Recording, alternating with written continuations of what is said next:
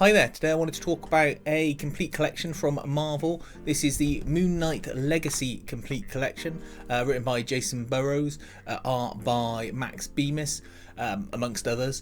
He's primarily the artist. It is a book that I read because I'd read the Moon Knight Omnibus that I reviewed previously on this channel, and I thought, I'm in a Moon Knight kind of mood, to be honest. I'll go and see what I can find to buy.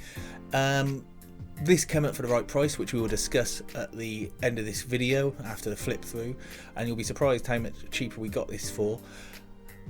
But yeah, look, let's have a look at the flip through. We'll talk about some of the plot details, have a look at the art, etc., and can then come back to pricing and availability. Right then, so as you can see from this, you get issues 188 to 200 of the Moon Knight series. Quite why it's called Legacy, I'm not sure. There may be someone who's aware of that, but the book starts off pretty standard with your list of credits, and then you are into the story. There's a little misleading that you're meant to think that a therapist is talking to Moon Knight, but she's not. She's actually talking to a villain called Sun King, who is another Egyptian god, and from what I could tell in the book, just because he believes so much in this and is inspired by Moon Knight's story, he manages to channel the powers of this god. You also get Bushman, who is a regular Moon Knight villain. If you remember from the review of the Moon Knight Omnibus I recently did, the trade paperback version, he had his face cut off. There's reference to that in this, and I like the way he's actually quite scared of Moon Knight and would rather have third parties do his work for him rather than face Moon Knight directly. So he's quite happy to have Sun King face off with him. This story is fine. I like the art style throughout the book. It's the kind of art style I enjoy. The only issue is I found the Sun King story a little bit slow. Mark also has a daughter, it would seem, as well, that you discover, but I wasn't really interested in any of that. What is nice though is that they seem to balance the level of multiple personalities and humour quite well in the book, and I think it really comes into its own when Jason Burrows is getting to have a bit of a laugh and joke about.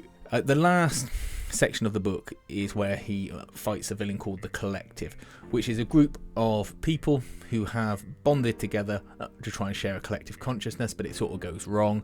It's a bit body horror and graphic, but because he's got multiple personalities and gets absorbed into the Collective, there's elements to explore there. I'm not going to say any more because that would ruin the story, and it's not necessarily the longest, but I found it quite enjoyable. And look, there's the cover that constantly gets used. That's actually from this series. It's a variant cover of issue 200. But look, it's a nice book. I got it for a cheap price. I'm happy I paid what I paid for it. Okay, so that was a book. Let's say okay story. When he started to get funny is when it started to get good. It was a bit of a slog at the start, as I said, but you know, that might be just because I'm not super au fait with Moon Knight. I know enough to know enough, but you know, I'm not deep into his lore, and that may have been the issue. We'll see. Anyway, price wise, this is retailing for around the £20 mark. I mean, the RRP on the back of this is $50 Canadian. There must be one hell of an exchange rate there, because it ain't worth 50. It certainly wouldn't be worth 50 quid anyway.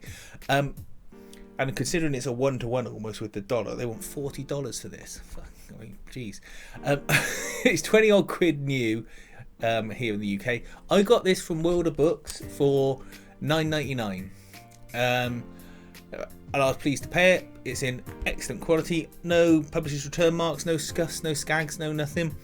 It was just an off-the-shelf book that I'm guessing was ex-stock or something like that they bought up. But it's worth shopping and looking around for these deals, because save yourself 10 out on OFC. That's £10 I can put towards my next book. Let me know what you thought about this collection. Did you read it? Were you sort of mixed like I was, or did you love it? Do you hate it? I mean, I love the art style. I really like the art style, but it just took too long to really kick into gear, unfortunately. I think it could have been good otherwise. But hey, please feel free to give us a thumbs up and a subscribe, and we'll continue bringing you details about books I've read. Not just books I've buy. I'm not doing anything like books I buy. I do books I've read. Thanks for watching.